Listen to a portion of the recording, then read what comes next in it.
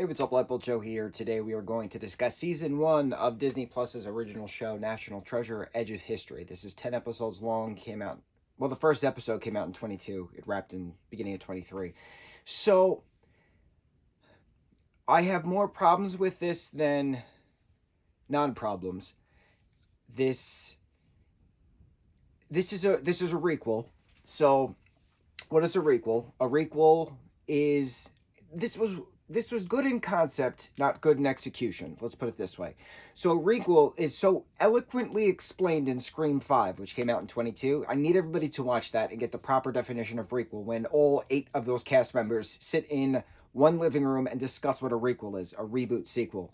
So a reboot sequel is rebooting the franchise, but it's in a sequel front. So it's bringing in legacy characters, but it's introducing characters who have some kind of connection to the previous original characters, reliving some similar plot points, kind of a thing. Not a true remake. It's not a remake. It's a reboot. So we're bringing back the franchise with these legacy characters who are associated with original characters.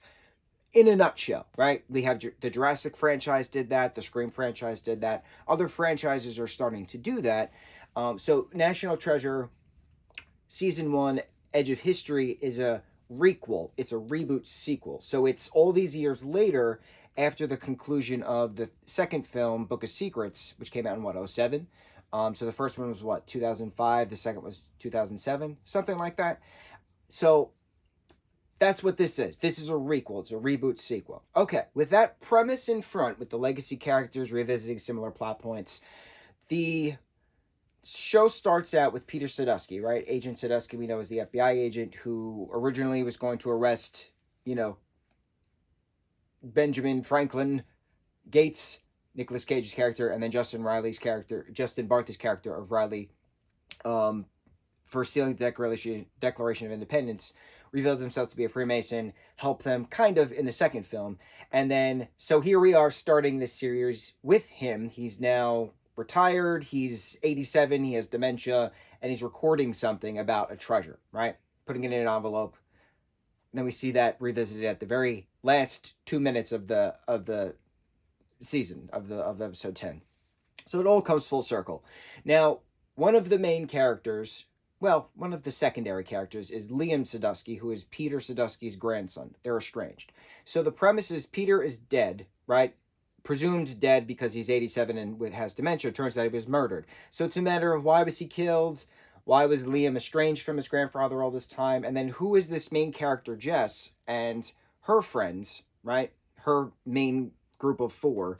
What do they have to do with Liam? Well, they meet Liam not inadvertently, but Jess has a letter from his grandfather that she meets because she finds his stuff in a storage locker that she works at. She works at the storage facility, finds his Latin moniker, I am Phantom, I am Ghost, which is Latin, and she finds out that figures out, because she's good at puzzles, that it's actually him. Goes to him, says he has to pay his bill or they're going to throw out his stuff, whatever. So that's how the introduction comes about. And then it's all of them now figuring out the clue room in Peter's study, figuring out the clues to this Pan-American treasure, which is a treasure accumulated from the Aztec, Mayan, and Incan women, daughters of the winged serpent, who gathered together all these treasures from the different empires and hid it away from the Spanish conquistadors. And it moved as the, conquering continued, right? So that's the premise. And that's great. Getting the combo of Peter's son died looking for this treasure, which is Liam's father died looking for this treasure. Jess's mom died from cancer, but she was a professor, preaching about Maliche, who was a translator for the conquistadors, who was believed to have, been a traitor to her people, but she was actually one of the daughters of the winged serpent and helping, preserve the treasure, not, disgrace her culture. So having the two families' backstory be similar, coming together, let's work together to find this. But then it's twists and turns, and Catherine Zeta-Jones plays this bad woman, villain, Billy, whose brother died looking for the treasure as well, alongside Raphael, who is Jessa's father. Who is this main baddie Salazar? Why is this group of people trying to destroy the treasure rather than save the treasure for people? Things, right? It's explored, and it takes 10 episodes to get there, and getting the FBI's help along the way. And the head of the FBI at this particular Baton Rouge agency is actually the Kingpin Salazar himself, and things, right? Things are being revealed. It should have been a 2.5 hour film. It should have not been 10, 50-minute long episodes. There is absolutely no reason that this set was, it should have been a season 1. This should have been, firstly and foremost, should have not been a TV show. It should have been a 2.5 hour long film, because the pacing was so horrendous. I kept sighing throughout the thing. And the forced relationship and singing constantly. Why is Liam singing constantly in this show? Make it make sense. It doesn't make sense. So getting clues to clues and things, like, it's fine. The basic synopsis, the basic synopsis as a whole, getting from point A to point D, made sense. The story makes sense, but getting there should not have taken 12 years. I felt like my life was wasting away watching this show, and it's unfortunate because it had such great history to it. It had such great Mesoamerican history to it. The other thing, the whole big reveal of the Pan-American treasure is that it was on display then. The Pan-American treasure, right? The signs were everywhere. Why in the hell was this show called Edge of History? It should have just been called National Treasure, the show, right? Leave it at that. If this was supposed to be season 1, then have it as parts, right? Make it as the miniseries of the parts. Certain shows have to be clumped as, this is one story for season 1, this is one story for season 2, right? So it kind of makes sense. But in a whole, if I'm now comparing to Disney Plus original shows, the Percy Jackson and the Olympians show is coming to Disney Plus at some point. I don't actually know when. They just finished principal photography. It's going to take quite some time to do the special effects of it. But the show itself is not called Percy Jackson and the Olympians, The Lightning Thief. Season 1 is based on The Lightning Thief. We know that. They announced that. So if they just kept this as National Treasure, the TV series, I would have been perfectly fine with that. But when you call it National Treasure Edge of History, it's just a stupid title. It's a stupid title because we're not on the edge of history. We're uncovering history. We're trying to prove history. We're trying to revisit the history to make sure people understand actual fact from fiction. So it's not, you're not on the edge of history. You're on the edge of discovery.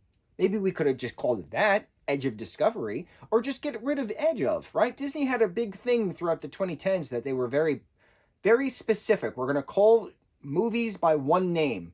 Frozen, Brave, Zootopia, right? In Your Face, Moana, In Your Face. That's what this is, right? Tangled, In Your Face. That's what this is. Why did this have to be such a long, drawn-out title? Why did this have to be such a long, drawn-out show? And it's unfortunate because the character development that we got could have been beautifully put together, right? Even when Riley Poole had a guest appearance at Peter's, funeral, helping them solve another clue. All of that could have been one lovely scene. That scene is important. That escape room scene is important.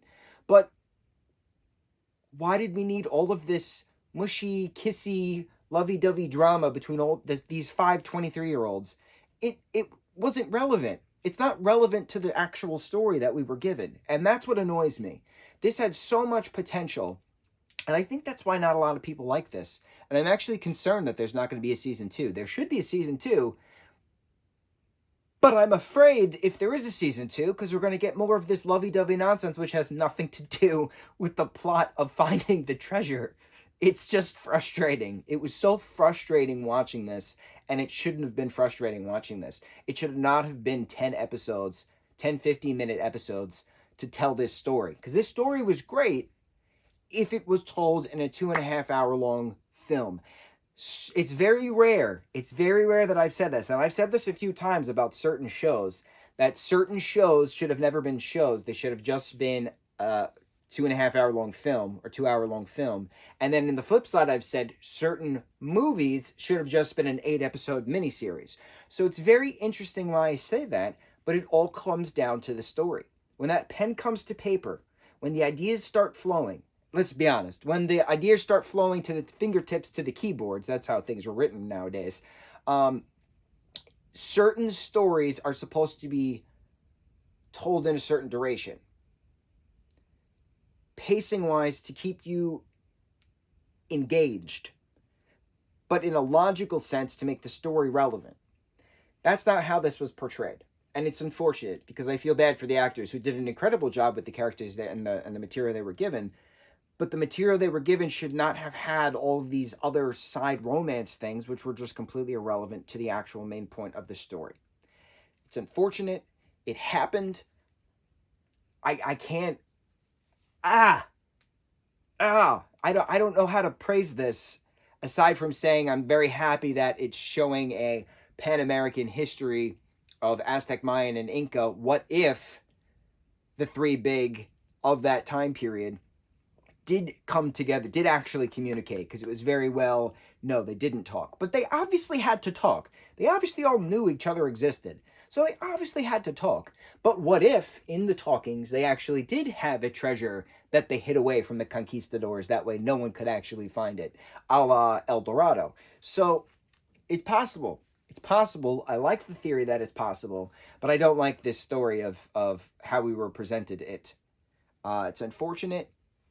I feel bad for everyone involved. Let's hope. Let's hope if there is a season 2, it is cut to 8, at least 8 episodes. Don't give me 10 episodes. There's no reason that this should be 10 episodes. And also, there's no reason that this shouldn't have been a film in the first place. I'm pitted, bro. I'm pitted, mad pit. I think that's it. I've expressed my frustrations. We've discussed the logic behind storytelling and how it should be portrayed and how this did not portray it. And on to the next review. Mucho mahalo.